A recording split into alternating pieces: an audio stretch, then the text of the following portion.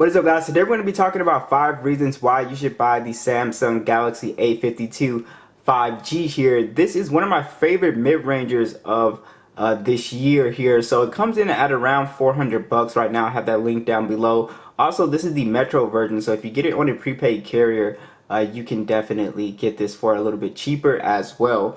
So the first thing that I really like about the A52 5G is definitely the display here. So it is a very nice display actually, and that's kind of one of the things that it has over if you were to get an older flagship phone. That's kind of the debate we have here. So the A52 5G is a Super AMOLED 120 Hz HDR10 Plus display at 6.5 inches, 1080p 407 for the PPI. So the really nice thing about this display is really the 120 Hz. You really don't have it on older flagships, so that's why people, they like to go with these mid-rangers, because they do have that. And 120 Hz, it is a really nice thing to have on your phone. It does feel silky smooth. You definitely will notice the difference there, especially with the scrolling. Pretty much doing anything on your phone, it's going to give you that super smooth experience on here. So that is one of my favorite things about the display. You don't have too much bezel on the A52 5G as well. Pretty respectable bezels. You also have the punch hole in the middle as well too. So overall, I think the display is definitely one of my favorite things about this phone. Now, number 2 is definitely the cameras on here. So the A52 actually has some phenomenal cameras, very good cameras, very underrated in my opinion. It's got a quad camera setup, 64 megapixel standard, 12 megapixel ultra wide, 5 megapixel macro and depth sensor. It shoots in 4K 30, and then a 32 megapixel selfie that also shoots in 4K.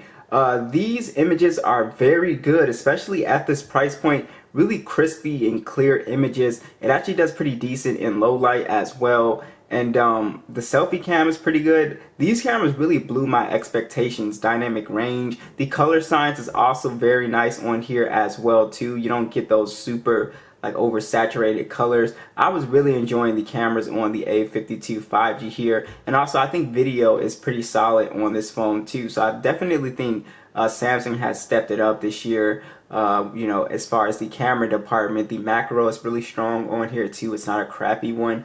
So the A52 5G, for what it's worth, I think the cameras are pretty good on here. Alright, next is going to be the performance on here. So this is running Android 11. It will get the Android 12 update with One UI.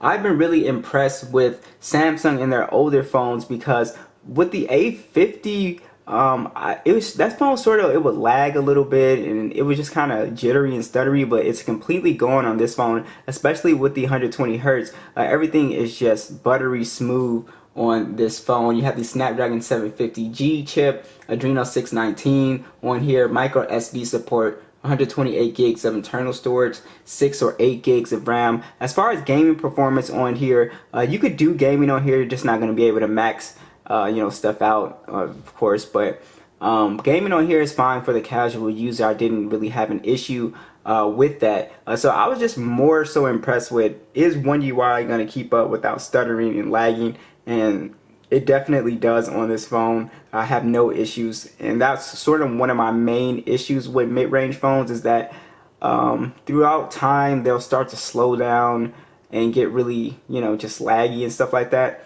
But this phone has stayed really smooth, so I've been really impressed with it. Next is going to be your bells and whistles with this phone. So this phone actually does have a lot of features this year. So one of the newest features besides the 120 Hz was the IP67 dust and water resistant rating on this phone. So you can get this phone wet, drop it, you drop it in the toilet, in the rain, it won't break immediately, which is something that I really like here. Now it is an all plastic build, but it still feels pretty solid in the hand. It doesn't feel super cheap. And also the under the display fingerprint sensor is really not a bad one at all. It's very fast, very accurate. It's really a tap to get in. So I don't have an issue with that. I was really surprised. And you also have your face unlock on here as well. And this phone does still retain the headphone jack as well too, for those people who still desire that. I really thought they were going to take that out this year, but they didn't. So really impressed with that. You also have stereo speakers on this phone as well as NFC, and really all of your little bells and whistles are here. Screen recording, your Dolby Atmos. You also have your secured folders on here as well. So I really like that, but the stereo speakers on here are actually pretty decent sounding. I actually really like them, so go ahead and let you hear them.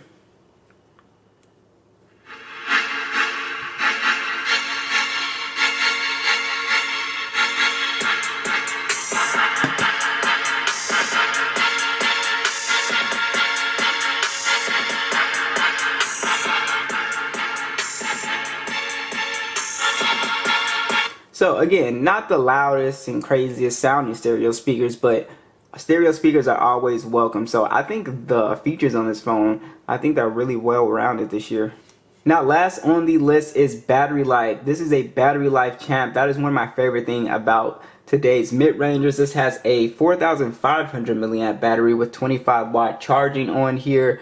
And man, does this phone, I'm able to get through the day no problem with this phone. So I was really happy about that. So you're not gonna have those battery issues that you might have on some older phones.